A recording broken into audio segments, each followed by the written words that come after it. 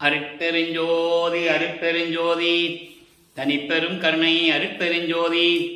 எல்லா உயிர்களும் இன்புற்று வாழ்க, வள்ளல் மலரடி வாழ்க வாழ்க, கொல்லா வருதம் குவளை எல்லாம் ஓங்குக, நல்லோர் நினைத்த நலம்பெறுக, நன்றி நினைத்த எல்லோரும் வாழ்க இசைந்து.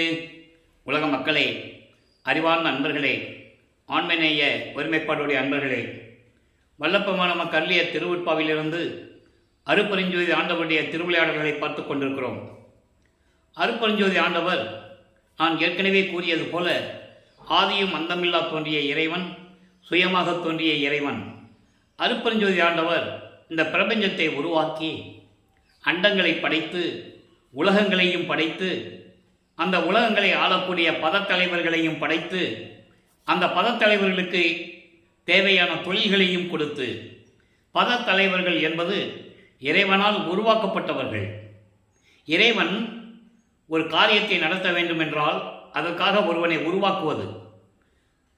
இறைவனுடைய அருளால் உருவாக்கப்பட்டவர்கள் தான் பதத்தலைவர்கள் என்று பெயர். அப்படி உருவாக்கப்பட்டவர்கள் தான் பிரம்மன், திருமால், ருத்திரன், மகேஸ்வரன், சதாசிவம் போன்ற இந்த பதத்தலைவர்கள் எல்லாம். அவர்களுக்கு தேவையான தொழில்களையும் அருட்பெருஞ்சோதி ஆண்டவர் கொடுத்து, பிரம்மனுக்கு படைக்கும் தொழில், திருமாலுக்கு காக்கும் தொழில், ருத்திரனுக்கு அளிக்கும் தொழில், மகேஸ்வரனுக்கு மறைத்தல், சதாசிவத்துக்கு அருளல், இப்படி 5 தொழில்களையும் கொடுத்து இந்த பிரபஞ்சத்தை இயக்க வைத்தார்கள் அருட்பெருஞ்சோதி ஆண்டவர். அதோடு மட்டுமல்லாமல் பிரபஞ்சத்தில் தோன்றிய 4 யுகங்களுக்கும் ஆயுள் காலம் உண்டு. அதே போல இந்த பதத்தலைவர்களுக்கும் ஆயுள் காலம் உண்டு. ஆக இந்த பதத்தலைவருடைய ஆயுள் காலம் முடிந்தவுடனே செயலிழந்து போவார்கள். அதே போல யுகங்களுடைய ஆயுள் காலம் முடிந்தவுடனே ஒவ்வொரு யுகத்திற்கும் ஆயுள் காலம் உண்டு. அந்த ஆயுள் காலம் முடிந்தவுடனே, அந்த ஆண்டுகள் முடிந்தவுடனே அந்த யுகம் அழிந்துவிடும். அதன் பிறகு ஒரு யுகம் பிறக்கும். இப்படி அழியக்கூடிய யுகங்களிலும் ஏற்கனவே செயலாற்றி கொண்டிருந்த தலைவர்களெல்லாம் பதவிகளை இழந்து ஆட்சி பொறுப்பிலிருந்து இறக்கப்பட்டு அந்த நிலையில் இருக்கும்போது இந்த 4 யுகங்களிலுமே தோன்றிய சமயங்களும் மதங்களும் மார்க்கங்களும் முடிவடைந்து விட்டன. ஒரு யுகம் அழியும் போது அந்த யுகத்தில் தோன்றிய மார்க்கங்களும் சமயங்களும் அழிந்துவிடும். இப்படி 4 யுகங்களிலுமே தோன்றிய சமயங்களும் மதங்களும் மார்க்கங்களும் அழிந்துவிட்ட நிலையில் சதுர்யுகம் பிறக்கிறது. கலியுகம் 1900 ஆண்டுகளிலே முடிந்துவிட்டது. கலியுகத்திற்கு மொத்தமே 5000 வருடங்கள் தான். வல்லப்பமானவர்கள் நமக்கு தெளிவாக அருளியிருக்கிறார்கள். உலக மக்களுக்கு தெரியாது. ஏன்னா மக்களிடம் இந்த உண்மைகளை யாரும் சொன்னதில்லை, யாருக்கும் தெரியாது. பிரபஞ்சத்தின் உண்மைகளையும் ஏற்கனவே பிரபஞ்சத்தில் மறைக்கப்பட்ட அத்தனை உண்மைகளையும் உலக மக்களுக்கு தெரியப்படுத்துவதற்காகத்தான் வல்லப்பமானவர்கள் இந்த பூலோகத்திற்கு வருவிக்க உற்றார். அவர் இறைவனுடைய மகன். இறைவன் அருட்பெருஞ்சாண்டவர் தன் அருளால் ஒரு செல்வ மகனை பெற்றெடுத்து செல்வப்பிள்ளை என்று பெயரிட்டு வளர்த்து கொண்டிருக்கிறார். காரணம், பிரம்மன், திருமால், ருத்திரன், மகேஸ்வரன், சதாசிவம் இவருடைய ஆயுள்காலம் முடிவடைகின்ற காலகட்டங்களில் அதன் பிறகு பிறக்கின்ற யுகத்தில், நாம் சதுர்யுகத்தில் இருந்து கொண்டிருக்கிறோம். இதை ஒளி யுகம் என்று கூறுவார் வல்லப்பமானவர்கள். அப்போ அந்த சதுர்யுகத்தில் வாழ்கின்ற மக்களுக்கு ஒரு ஆன்மீக மார்க்கம் வேண்டும். அந்த மார்க்கம் சமரசமாக இருக்க வேண்டும்.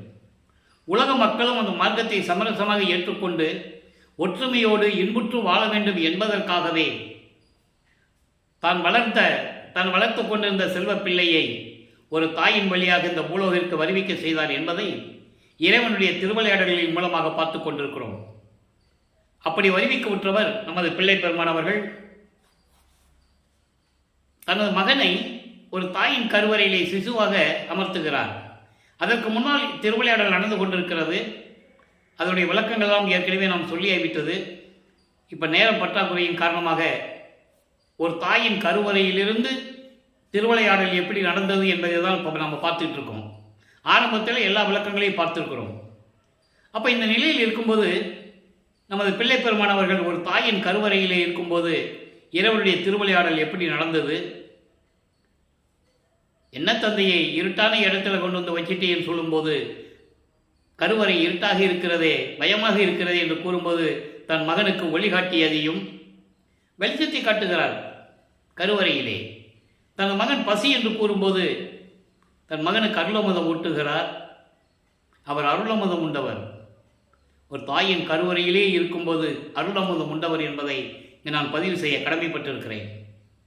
அதோடு மட்டுமல்ல, காற்றிலேயே உடம்பு புழுக்கமாக இருக்கிறது என்று கூறும்போது அமுத காற்று வீசியதையும் எல்லாமே இறைவனுடைய திருவிளையாடல்கள் நடந்ததை வல்லப்பமானவர்கள் கூறியதை தெளிவாக நாம் பார்த்துவிட்டோம்.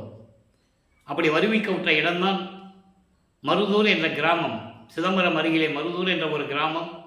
அங்கே ராமைய பிள்ளை சின்னையம்மை அவர்களுடைய சைவகுலத்தில் சைவகுலம் சைவ நெறியை பின்பற்றி கொண்டிருந்த அவர்களுக்கு மகனாக வருவிக்க உற்றார்.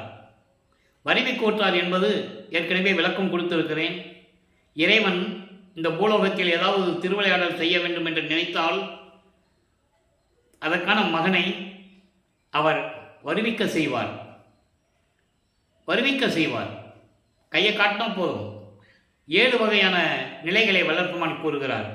ஒரு இறைவன் நினைத்தால் ஒரு மகனையோ ஒரு மகளையோ இறைவனுக்கு தேவையான அந்த காரியங்கள் நடக்கும்போது அவர் நினைத்தால் எப்படி வேணாலும் வருவிக்க செய்யலாம் என்ற நிலையை நாம் ஏற்கனவே பார்த்திருக்கிறோம். ஆகவே தாயின் கருவறையிலிருந்து அந்த மருதூர் கிராமத்திலே அந்த சைவ குலத்திலே வருவிக்க உற்றார். ஏற்கனவே அவர்களுக்கு உலகியலிலே பிறந்த குழந்தைகள் உண்டு. அவர்கள் பிறந்தவர்கள். 2 ஆண் பிள்ளைகள், 2 பெண் பிள்ளைகள். அவர்களும் பிறந்தவர்கள். இவர் இறைவனால் வருவிக்க உற்றவர். அந்த நிலையை பார்த்து கொண்டிருக்கிறோம். தாயின் கருவறையிலிருந்து இந்த மண்ணுலகை தொடும்போது வானவர்களெல்லாம் எப்படி வாழ்த்தினார்கள் என்பதை எல்லாம் பார்த்தோம். நமது குழந்தை இறைவனை வாழ்த்துகிறார்கள். பிரம்மன், திருமால், ருத்திரன், மகேஸ்வரன் போன்ற பதத்தலைவர்களும் வானவர்களும் எங்களை ஆளப்போகும் அருள் கடலை என்று சொல்லி வாழ்த்துகிறார்கள். அதற்கான பாடல்களை எல்லாம் திருவற்பாவில் இருந்தே நாம் பார்த்துவிட்டோம். அதன் பிறகு 5 மாத குழந்தையாக இருக்கும்போது நமது குழந்தை இறைவனை ஒரு திருவிழாவுக்காக சிதம்பரம் அழைத்து செல்லுகிறார்கள். அங்கே அழைத்து செல்லுகிறார்கள். அங்கே எப்படி தனது தந்தை அருட்பெருஞ்சாண்டவர் தன் மகனுக்கு வெளியாக காட்டுகிறார் என்ற சிதம்பர ரகசியத்தையும் சிவ ரகசியத்தையும் எப்படி காட்டினார் என்பதை பார்த்துவிட்டோம். வெட்ட வெளியாக காட்டுகிறார், உருவம் இல்லாமல். அதுதான் சுத்த சன்மார்க்கத்தின் இறைவன், தலைவன் அருட்பெருஞ்சோதி ஆண்டவர். அதை பாடல்களிலே தெளிவாக அருளியதை நாம் பார்த்துவிட்டோம். தில்லை தலைத்திடையே திரை தூக்க தரிசித்த போது வேய்வைகை மேல் காட்டாதே எந்தனக்கே வெளியாய் காட்டிய மெய்வுறவாம் மெய்ப்பொருளே என்று கூறுவார். 5 மாத குழந்தையாக இருக்கும்போது இறைவன் எப்படி திருவிளையாடல் செய்தார் என்பதை தெளிவாக பார்த்துவிட்டோம். அதன் பிறகு ராமையா பிள்ளை அவர்கள் காலமான உடனே சின்னையம்மை அவர்கள் குழந்தைகளை அழைத்து கொண்டு, இவர் இறைவனுடைய குழந்தை என்று அவர்களுக்கு தெரியாது. நல்லா புரிஞ்சுக்கணும். நீங்கள் உலகில் பிறந்திருக்கிறாங்க, 5வது பையனாக பிறந்திருக்கான்னு தான் உங்களுக்கு தெரியும். இறைவன் என்று அவளுக்கு தெரியாது. இதை மக்களிடம் சொல்ல வேண்டும். சொன்னால் தானே தெரியும். இப்போது உதாரணத்திற்காக அன்பர்களை, நான் ஏற்கனவே கூறியது போல திருவற்பாவை பற்றி பேசும்போது மற்ற விஷயங்களை பற்றி நான் பேசுவதில்லை. இருந்தாலும் ஒரு சில இடங்களில் சில எடுத்துக்காட்டுகள் சொல்ல வேண்டிய கடமை இருக்கிறது. திருவெண்காடான் வீட்டில் திருவெண்காடான் என்பவர் பட்டினத்தார். அதுக்கு முன்னால் அவர் பேர் அதான். பெரிய செல்வந்தர். அவர்களுக்கு குழந்தை இல்லை. சிவபெருமான் குழந்தையாக அங்கு பிறந்து வளர்ந்து கொண்டிருக்கிறார். நல்லா கவனிக்கணும். இது புராணங்களில் சொல்லப்பட்டது.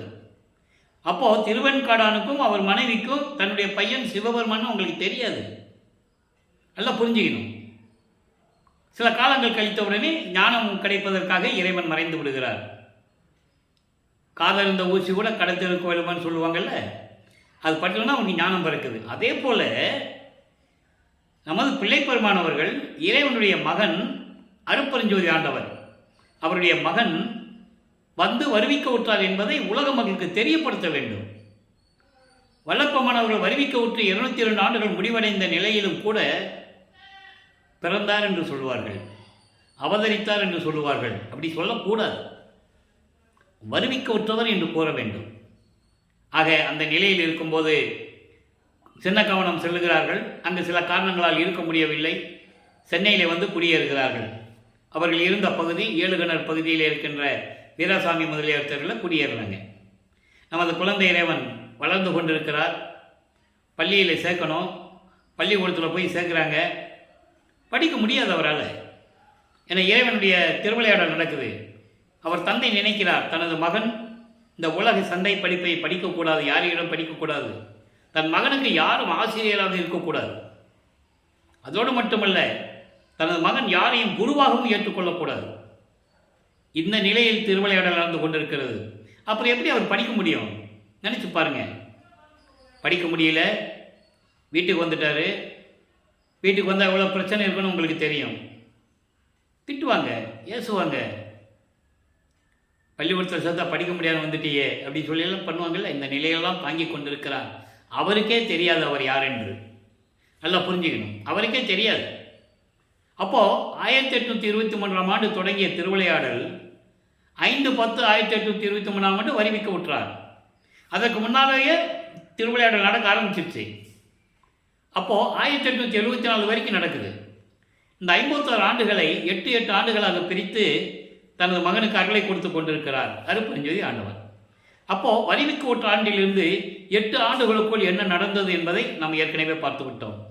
ஒரு தாயின் கருவறையில் இருக்கும்போது என்ன நடந்தது, 5 மாத குழந்தையாக இருக்கும்போது சிதம்பரத்தில் எப்படி திருவிளையாடல் நடந்தது, பள்ளிக்கூடத்தில் சேர்க்கும்போது எப்படி திருவிளையாடல் நடக்குது, இதெல்லாம் 8 ஆண்டுகளுக்குள் நடந்து கொண்டிருக்கிறது. அப்போதும் 2வது 8க்கு வரும்போது நமது பிள்ளை பெருமான் அவர்கள் 9வது ஆண்டில் இறைவன் அவர் முன் தோன்றி எழுந்தருளி, மகனே நீ என்னுடைய மகன், இந்த பூலோகத்திற்கு என்னால் வருவிக்க உற்றவன் நீ, காரணம் காரியங்கள் எல்லாம் முன்பருவம் பின்பருவம் காட்டி உனக்கு அருள் செய்வேன் என்று கூறி மறைந்து விடுகிறார். இந்த நிகழ்வுகள்லாம் பாடல்களில் இருக்கிறது. ஏன் பள்ளிக்கூடத்தில் போய் படிக்கல அப்படின்ற ஒரு காரண விளக்கமும் பாடல்களிலே இருக்கிறது. நான் ஏற்கனவே கூறியது போல இங்கே சொல்லப்படுகின்ற விளக்கங்கள் அத்தனையுமே திருவிருப்பாவில் இருக்கின்ற பாடல்களுடைய விளக்கங்கள். கதையாகவோ கற்பனையாகவோ சொல்லுவதில்லை, திருவிருப்பாவில் இருக்கின்ற விளக்கங்கள். அதை நீங்கள் புரிஞ்சுக்கணும். இந்த நிலையில் இருக்கும்போது 9வது ஆண்டில் இறைவனுடைய மகன் என்று தெரிந்த பிறகு இவர் சிவபெருமானிடம் முறையீடு செய்கிறார். காரணம், அப்போ சமயங்களும் மதங்களும் மார்க்கங்களும் சூழ்ந்திருந்த காலகட்டங்களில் இவரும் ஒரு சைவ குலத்தில் இருந்து வருவிக்க விட்டதனால் சிவபெருமானை இறைவன் என்று ஏற்றுக்கொண்டு சிவபெருமானை வழிபடுகிறார். சிவபெருமானோ தியாகராஜ பெருமான், நமச்சிவாயா, சிவாயா, ஓம் சிவாய நம பல பெயர்களை சொல்லி உருவ வழிபாடு செய்து கொண்டும், அந்த உருவ வழிபாட்டுக்கு மந்திரங்களை சொல்லி வழிபாடு செய்து கொண்டும், யோக நிலையில் இருந்து கொண்டும் வழிபாடு செய்து கொண்டிருக்கிறார். சரியை, கிரியை, யோகம் இந்த 12 நிலைகளை சார்ந்து கொண்டு இருக்கிறார். அப்போ சைவ சமயத்தின் அடையாளமாகிய திருநீரை பூசிக்கொள்ளுகிறார். இது காலத்தின் கட்டாயம், பூச்சி தான் ஆகணும். அதுக்கப்புறம் தான் இது தேவையில்லை, இதெல்லாம் பொய்ன்னு சொல்லுவார். அந்த நிகழ்ச்சியை தான் நம்ம பார்த்துட்டு இருக்கோம். அப்போ திருநீரை பூசிக்கிட்டு உத்தராட்சி மாலையை போட்டுக்கிட்டு நமச்சிவாயா, சிவாய நம, ஓம் சிவாய நம பேசிக்கிட்டு தான் இருக்கிறார். இறைவன் முறையீடு செய்து கொண்டிருக்கிறார். இதை ஏன் அங்கு இருக்கிறார் என்பதையும் விளக்கங்கள் அவர் கூறியிருக்கிறார்கள். எனது தந்தை எனக்கு சுத்த சன்மார்க்கத்தை கொடுப்பதற்காகவே என்னை சமயங்களிலும் மதங்களிலும் மார்க்கங்களிலும் இருக்க செய்தார். அது இறைவனுடைய திருவிளையாடல்.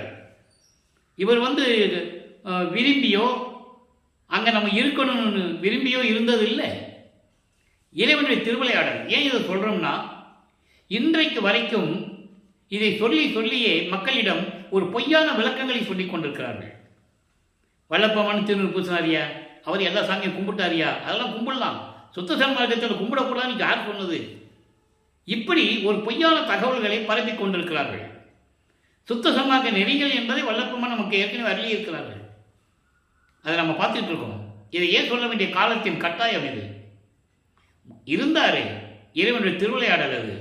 ஏன்னா தன் மகனை அங்கே இருக்க செய்து 51 ஆண்டுகள் உலக மக்களிடம் உலாவ செய்து அதுக்கப்புறம் இது தேவையில்லைன்னு சொல்லி சுத்த சன்மார்க்கத்தை கொடுத்து அவரை இறைவனாக்கணும்.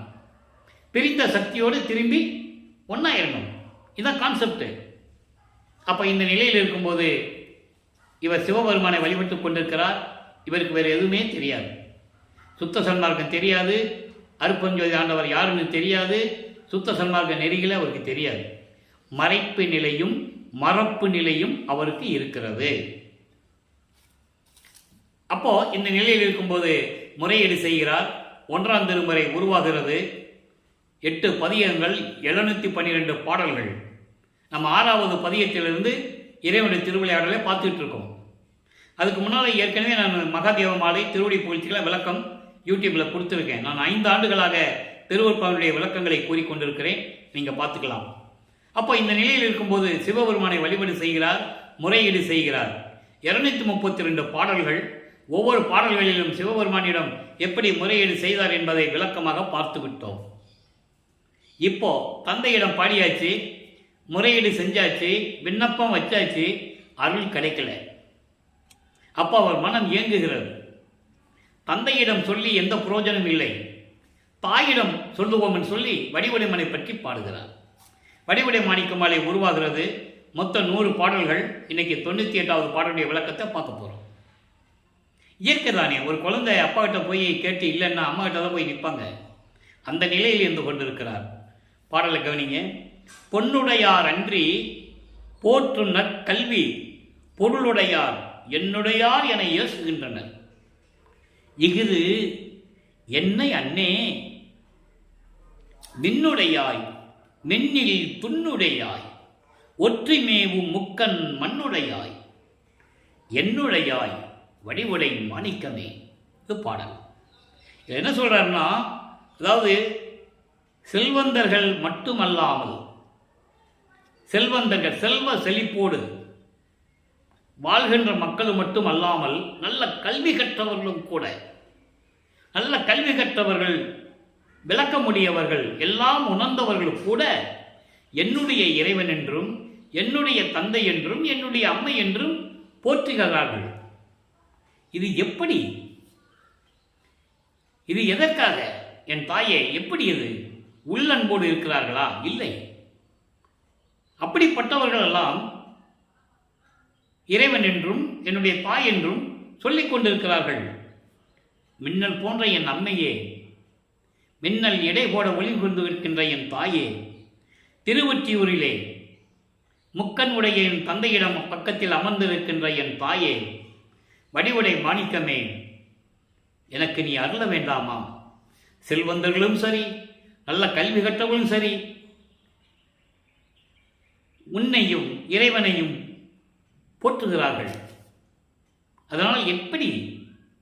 இது எந்த விதமான ஒரு விளக்கம்? நான் உன் மகன் அல்லவா? உள் அன்போடு நான் உன்னை வணங்கிக் கொண்டிருக்கிறேன். தந்தையிடமிருந்து எந்த பதிலும் இல்லை என்பதானே உன்னிடம் வந்து நிற்கிறேன். வடிவுடை மாணிக்கமே, என் தாயே, அம்மையே, எனக்கு அருள்வாயாக என்று சொல்லி முறையீடு செய்கிறார். ஆக இந்த நிலையில் இருக்கும்போது எந்த விதமான பலனும் இல்லை என்பதனால் ஞானத்தை பெற்ற பிறகு 13வது ஆண்டில் முதல் முறையாக அவர்கள் குடியிருந்த பகுதியிலிருந்து திருவொற்றியூருக்கு நமது குழந்தை இறைவன் கால் வலிக்க நடந்து செல்லுகிறார். திருவொற்றியூருக்கு தியாகராஜ பெருமானை வழிபட்டு எப்படியாவது அருளை பெற்றுவிட வேண்டும் என்ற எண்ணத்தில் நமது குழந்தை இறைவன் கால் வலிக்க திருவொற்றியூர் நடந்து சென்று தியாகராஜனிடம் எப்படி முறையீடு செய்கிறார் என்பதை பார்த்து கொண்டிருக்கிறோம். 2ஆம் திருமுறை உருவாகிறது. 113 பதியங்கள், 1207 பாடல்களிலே இதுவரை 29 பதியங்களுடைய விளக்கங்களை நாம் பார்த்திருக்கிறோம். இதனுடைய விளக்கங்களுடைய ஒரு சுருக்கம். இப்போ போய் அங்கே இறைவன்கிட்ட பாடுவார், வேண்டுவார், கெஞ்சுவார், கண்ணீர் மல்க உருகி உருகி பாடியிருப்பார். எந்த விதமான பலனும் இல்லை என்பதனால் திருமுல்லை வாயிலுக்கு செல்கிறார். அங்கே திருமுல்லை வாயிலிலே இறைக்கிற சிவபெருமானுடைய பெயர் மாசிலாமணி. அவருக்கு ஊருக்கு ஒரு பேர் இருக்கு. அருப்பறிஞ்சுவதற்கு அப்படி அல்ல, ஒரே பெயர், ஒரே இறைவன். அதை நம்ம பின்னால் விளக்கமாக பார்க்க போகிறோம். அப்போ இந்த நிலையில் இருக்கும்போது, இறைவா மாசிலாமணியே, என்னை இந்த பூலோகத்திற்கு வரிக்கை செய்துவிட்டு உனது மகனாகிய என்னை கால் வலிக்க நடக்க செய்து இப்படி அலைய விடுகிறாயே. உன்னை பார்க்க வந்தால், ஏன் மகனே எப்படி இருக்கிறாய், கால் வலிக்குதா என் மகனே, என் செல்லமே என்று கேட்காமல் ஊமை போல நின்று கொண்டிருக்கிறாயே, எதுவும் பேசாமல். நீ என்ன ஊமையா? அப்படியெல்லாம் உருகி உருகி பாடுவார். அற்புதமான பாடலுடைய விளக்கங்களை எல்லாம் பார்த்து விட்டோம். அதன் பிறகு திருவெள்ளித்தாயம் செல்லுவார். அங்கே இருக்கிற சிவபெருமானை வழிபடுவார். பெற்ற மகனை தெருவில் விட்டுவிட்டானே என்று சொல்லி உன்னை ஏசுவார்களே, அந்த பழிக்காகத்தான் நான் அஞ்சுகிறேன். வருத்தப்படுகிறேன். எனவே தந்தையே, அந்த பழி நீ ஏற்றுக்கொள்ளலாமா? அதற்காகத்தான் நான் வருந்துகிறேன். விரைவில் வந்து எனக்கு அருள வேண்டும் என்றெல்லாம் கூறுவார். எந்த விதமான பலனும் இல்லை என்பதனால் இனிமேல் திருவல்லித்தாயத்துக்கோ திருமலை வாயிலுக்கோ நான் வரமாட்டேன் என்று தன் தந்தையிடம் கூறிவிட்டு மறுபடியும் தியாகராஜ பெருமானிடம் செல்லுகிறார். திருவொற்றியூருக்கு வருகிறார். பதிகம் 30 நெஞ்சுறுத்த திருநேரிசை. இன்னைக்கு 12வது பாடல். நல்லா கவனிங்க. நாளாகும் முன் எனது நன்னெஞ்சே, நாளாகும் முன் எனது நன்னெஞ்சே, ஒற்றியப்பன் தாளாகும் தாமரை பொன்தன் மலருக்கே ஆளாகும் தீர்த்தர் தமக்கு அடிமை செய்தவர் தம் சீர் சமூகம் பார்த்து மகிழ்வாய், அதுவே பாங்கு. மனதிடம் சொல்லுகிறார். இப்போ வல்லப்பமானவர்கள் 16 ஆண்டுகள் நிறைவடைய போகிறது. வருவிக்க உற்று இந்த பூலோகத்திற்கு வருவிக்க உற்று 16 ஆண்டுகள் ஆகிறது. அப்போ ஒரு ஆண்மகனுடைய மனம் எப்படி இருக்கும் என்பதை எல்லாருக்குமே தெரியும். உலகியல் இது இயற்கை. அதுவும் அவர் இறைவனுடைய மகன். இறைவன் எந்த அருளையும் கொடுக்கவில்லை. இதனால் வருவிக்க உற்ற சொந்தங்களினால் ஏற்பட்ட துன்பங்கள், துயரங்கள், இயேசுகள், ஏளன பேச்சுகள், தன்னை சுற்றி இருந்தவர்களும் செய்யும் கிண்டல்கள், இவற்றெல்லாம் தாங்கிக் கொண்டு அவர் மனம் எப்படி ஏங்கியது என்பதை மனதிடம் சொல்லுவார். மனமே, நீ அலை பாயாதே, ஒரு இடத்தில் நில்லு, திருவொற்றியூருக்கு போவோம் அப்படின்னு சொல்லுவார். அதை தான் இந்த பாடலில் சொல்கிறாரு. நாளாகும் முன் எனது நன்னெஞ்சே, அதாவது என் மனமே, என்னுடைய நல்ல மனமே, நாட்களை வீணாக்காமல், வீண் பொழுதை கழிக்காமல் நான் சொல்லுவதை கேள். திருவொற்றியூரில் இருக்கின்ற இறைவனுடைய பொன்னான தாமரை போன்ற பொன்னான திருவடிகளை வணங்கி அந்த திருவடிகளுக்கு ஆளாகக்கூடிய அடியார்களுக்கு நாம் தொண்டு செய்தால் இறைவனுடைய அருளை விரைவாக பெற்றுக்கொள்ளலாம். அதான் இங்கே சொல்கிறாரு. பொன் தன் மலருக்கே ஆளாகும் தீர்த்தர் நமக்கு. இறைவனுடைய திருவடியை பற்றி கொண்டிருக்கின்ற அடியார்கள் இருக்கார்களே, அவர்களுக்கு தொண்டு செய்யக்கூடிய நிலையை பார்த்து நாம் மகிழ வேண்டும். அவர்களுக்கு தொண்டு செய்ய வேண்டும். இறைவனை பணி செய்கிறார்களே, அப்படிப்பட்டவர்களுக்கு நாமும் தொண்டு செய்ய வேண்டும். சிவனடியார்களை போற்ற வேண்டும். அதுதான் நமக்கு இருக்கிற ஒரு அருள் பாங்கு. இறைவனுடைய அருளை பெறுவதற்கான ஒரு சரியான நேரம் இது. அதுவே பாங்கு. பாங்கு என்றால் அதுதான் தன்மை. அந்த நிலையில் இருக்க வேண்டும் மனமே என்று சொல்லி இந்த பாடலை நமக்கு அருளியிருக்கிறார்கள். ஆக வல்லப்பமானவர்கள் வருவிக்க உற்று இந்த பூலோகத்திற்கு ஒரு தாயின் வழியாக வருவிக்க உற்று வல்லப்பமன் தெளிவாக கூறுவார். உபசாரத்தால் பெற்ற தாய் என்பால் ஒருத்தியின் கருவறையிலே நான் இருக்கும்போது தத்துவ சேட்டைகளும் பிண்ட துரிசுகளும் எப்படியெல்லாம் என்னை துன்புறுத்தின, அவற்றிலிருந்து என்னை காப்பாற்றிய என் தந்தையே அருப்பெருஞ்சோதி ஆண்டவர் என்று கூறுவார். அப்படிப்பட்ட நிலையில் இருக்கும்போது இப்படியெல்லாம் மனதை ஒருநிலைப்படுத்த வேண்டும் என்று சொல்லி இந்த பாடலில் நமக்கு அருளியிருக்கிறார்கள். ஆக வல்லப்பமானவர்கள் வருவிக்க உற்று 16 ஆண்டுகள் வரைக்கும் இறைவனிடம் எந்த அருளையும் பெற முடியவில்லை. இப்போ 3வது எட்டில் அடி எடுத்து வைக்கிறார். 3 × 24 17வது ஆண்டிலிருந்து 24 ஆண்டுகளுக்குள் என்ன நடந்தது என்பதை 3ஆம் திருமுறையிலிருந்து 19 பதிகங்களில் இருந்தும் 235 பாடல்களுடைய விளக்கங்களை நாம் தெளிவாக பார்த்து விட்டோம். அதனுடைய ஒரு சுருக்கம். இப்படி தான் தியாகராஜ பெருமான கோயிலில் உட்கார்ந்து படிக்கிறது, பாடுறது, விண்ணப்பம் வைக்கிறது, இப்படியே காலங்கள் கடந்து கொண்டிருக்கிறது. இப்போ காட்சிகள் மாறுகிறது. இறைவன் காட்சி கொடுக்கிறார், மறைந்து விடுகிறார், பேசுறது இல்லை. இவருக்கு ஒரு உறுதி வந்து விட்டது. இறைவன் காட்சி கொடுக்கிறாரே, எப்படியாவது அருளை பெற்று விடலாம் என்ற நிலையில் இருக்கும்போது தேரில் வச்சு பவனி, அதாவது வீதி உலா கொண்டு வருவாங்க, பவனி கொண்டு வருவாங்க. அப்போ ஒவ்வொரு தெருவில் போய் நிற்பார். ஒவ்வொரு தெருவிலையும் காட்சி கொடுப்பார், மறைந்து விடுவார். இந்த நிலை தொடர்ந்து கொண்டிருக்கும் போது தனது மனதில் இருக்கின்ற ஏக்கத்தையும் பரிதவிப்பையும் நாரையையும் கிளிகளையும் தூது சொல்லி அனுப்புவார். நாரையும் கிளியும் நாட்டூரும் தூது என்ற பதியத்தில் இருக்கின்ற பாடலுடைய விளக்கங்களை நாம் முழுமையாக பார்த்து விட்டோம். ரொம்ப அற்புதமாக இருக்கும். அதன் பிறகு உலகியலிலே நடப்பது போல குடும்பத்தில் ஒரு கஷ்டம் வந்தாலும் சரி, இல்லை பிள்ளைகளுக்கு கல்யாணம் பண்ணணும், ஏதோ ஒரு காரியம் செய்யணும் அப்படின்னா கூட குறி கேட்க போவாங்க, ஜோசியம் பார்க்க போவாங்க. அதே மாதிரி இவரும் ஒரு குறத்தி பெண்ணிடம் போய் எப்படி குறி கேட்கிறார், ஒரு ஜோசியம் பார்க்கிறவர்கிட்ட போய் எப்படி ஜோதிடம் பார்க்கிறார் என்பதையெல்லாம் நாம் தெளிவாக பார்த்து விட்டோம். இப்போது 19வது பதிகத்திலே இறுதியாக சிவபெருமான் இவரை பார்த்து எப்படி தெருவழியாக ஓடுகிறார் என்பதையும் இவர் பார்த்து ஓடுறார். எப்படி காட்சி கொடுக்கிறாரா, பக்கத்தில் வந்துக்கிட்டே இருப்பார். இவர் கண்ணை மூடி மெய்மறந்த நிலையில் இருப்பார். எப்படி நம்மளை கட்டி தழுவி மகனே என்று சொல்லி கொஞ்சி குழாவி அருளை கொடுப்பார் நினச்சி கண்ணை மூடிட்டு மெய்மறந்து இருப்பார். அந்த நேரத்தில் வந்து பக்கத்தில் கன்னத்தை கிள்றது, முடியை கோதி விடுறது, உடம்பை தடவி கொடுக்கறது, இப்படியெல்லாம் நிகழ்ச்சிகள் நடக்கும்.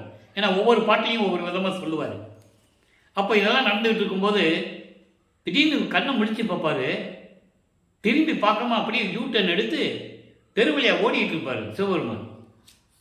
இவரும் பின்னாலே ஓடுவார், ஓட்டை பிடிக்க முடியாது. அதனுடைய பதிவுகள் எல்லாம் நம்ம பார்த்துட்டோம், பாடலுடைய விளக்கங்களே எல்லாம். அப்போ அங்கே இருக்கிறவங்க இவரை மறித்து கேட்குறது, சிவபெருமானை பிடிக்க போனேன்னு சொல்கிறது, அவங்க என்னப்பா இது கலியுகத்தில் இதெல்லாம் நடக்கிற காரியமா அப்படின்னு கிண்டல் பண்ணுறது, இதெல்லாம் பாடல்கள் இருக்கின்ற விளக்கங்கள். நம்ம ஏற்கனவே விளக்கமாக பார்த்துட்டோம், அதனுடைய சுருக்கத்தை சொல்லிகிட்டு இருக்கேன். ஏன்னா அடுத்த நிலைக்கு நம்ம போகணும். அதுக்கு இவர் பதில் சொல்லுவார், நீங்கள் அப்படியெல்லாம் சொல்லாதீங்க, நான் இறைவன் மீது எவ்வளவு காதல் கொண்டுள்ளேன் தெரியுமா, நான் கனவில் கூட அவனுடைய காதலை மறக்க முடியாது, அந்த அன்பை மறக்க முடியாது, என்றைக்காவது ஒரு நாள் நான் இறைவனிடம் அருளை பெற்று விடுவேன் என்று சொல்லுவார். அந்த நிலைகளெல்லாம் முடிந்த பிறகு இப்போ வல்லப்பமானவர்கள் 4வது அட்டில் இருந்து கொண்டிருக்கிறார். 4:32. தினமும் இந்த கதையினுடைய சுருக்கத்தை சொல்லியாக வேண்டும்.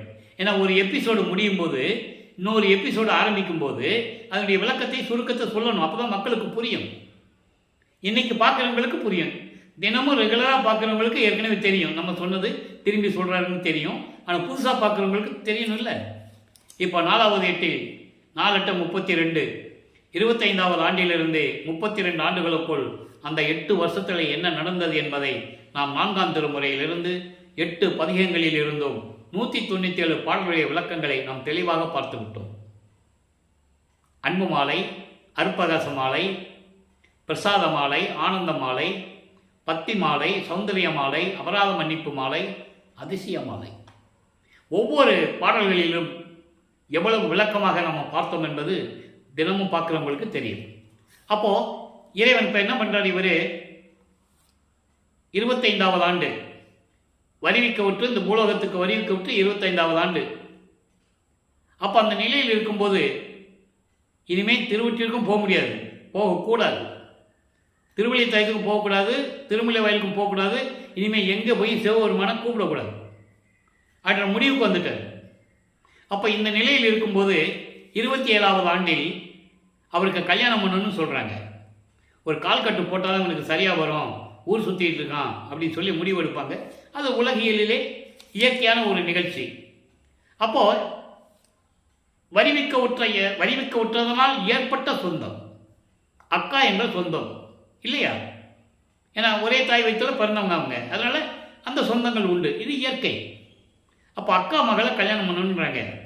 அந்த அம்மா தனக்கோடி அம்மாள் அவங்களுடைய ஏற்கனவே நிர்ணயிக்கப்பட்டது, நான் ஏற்கனவே சொல்லிட்டேன், இறைவனால் நிர்ணயிக்கப்பட்டது தான் இங்கே பூலோகத்துக்கு வராங்க அந்த அம்மாவும். இவர் வரிவுக்கு விட்ட குடும்பத்தில் அந்த அம்மாவும் வந்து பெண் பிள்ளையாக பிறக்கிறாங்க. அப்போது அந்த அம்மையாருக்கு இவர் தாய்மாமன் ஆகிறார். அந்த உறவு முறை சரியாக வந்து விடுகிறது. அப்போது இவர் தாலி கட்டினாதான் அந்த அம்மாவுக்கு மோட்ச வீடும், அந்த பூர்வீகமான கர்ம வினைகள்லாம் நீங்கும், விமோசனம் கிடைக்கும். சஞ்சிதம், பிராரத்தம், மகாமியம் போன்ற கர்ம வினைகள்லாம் நீங்கணும். இது வெளி உலகத்துக்கு தெரியாது, மனிதர்களுக்கு தெரியாது. ஆனால் வல்லப்பமான் பாடலிலே கூறியிருக்கிறார். அப்போ இந்த நிலைகளெல்லாம் இருக்கும்போது கல்யாணம் ஏற்பாடு பண்ணுறாங்க. இவர் முதல்ல வேண்டாம் தான் சொல்லுவார், ஏன்னா சொல்லி தான் ஆகணும், சொன்ன உடனே ஒத்துக்க முடியாது. ஏன்னா அவங்க அப்பா கிட்டேருந்து பெர்மிஷன் வரணும், அற்பஞ்சாண்டர்கிட்டேருந்து அனுமதி வரணும். அவன் இவன் சொன்னால் கேட்க மாட்டேன்றாப்புல அந்த நிலையை உருவாக்குறாரு இறைவன். இப்போ அற்பஞ்சாண்டவர் தான் இறைவன் தெரியும், சுத்த சன்மார்க்கம் இருக்குது தெரியும், இன்னும் உள்ளே போகலை அவர், ஆனால் இருக்கிறது தெரியும். அப்போ இந்த நிலைகள்லாம் மாறணும், இந்த ஒரு திருவிளையாடலையும் முடிக்கணும். தனக்கோடி அம்மாவுக்கு தாலி கட்டணும், அந்த திருவிளையாடலை முடிக்கணும். அப்போ அருப்பஞ்சாட்ட போய் கேட்குறாங்க. அவர் சாமியார் இடத்துல இருப்பார் திருவொற்றியூரில். இவருக்கு தெரியும், உங்கள் 2 பேருக்கு தான் தெரியும், அப்பனும் பிள்ளைக்கு தான் தெரியும் அவங்க யாருன்னு, வெளியே யாருக்கும் தெரியாது. அவர்களிருந்து அனுமதியை பெற்ற பிறகு சரின்னு ஒத்துக்கிறார். கல்யாண ஏற்பாடுகள் நடக்குது. அந்த நிகழ்ச்சியில் எல்லாருமே உட்கார்ந்துருக்காங்க. அங்கே பிரம்மனும், அதான் முக்கியம் நமக்கு, பிரம்மன், திருமால், ருத்திரன் போன்ற பதத்தலைவர்கள், இந்திரன், நாகாதிபதிகள், நவநிலை தலைவர்கள், தேவர் கூட்ட தலைவர்கள், சத்தர்கள், முனிவர்கள், ரிஷிகள் பூரா வந்து உட்கார்ந்துருக்காங்க வாழ்த்துவதற்கு. பாடலில் சொல்லியிருக்காரு. பாடலுடைய விளக்கத்தை தான் சொல்லிகிட்டு இருக்கேன். அந்த விளக்கத்தெல்லாம் பார்த்துட்டோம். அற்பகாச மாலையில் இருக்குது, அதை நம்ம பார்த்துட்டோம். அப்போ இந்த நிலையை இருக்கும்போது தாலி கட்டி அந்த அம்மாவுக்கு மோட்ச விட்டை காட்டி விமர்சனம் கொடுக்கிறார். அதோடு அந்த நிலை முடிந்து விட்டது.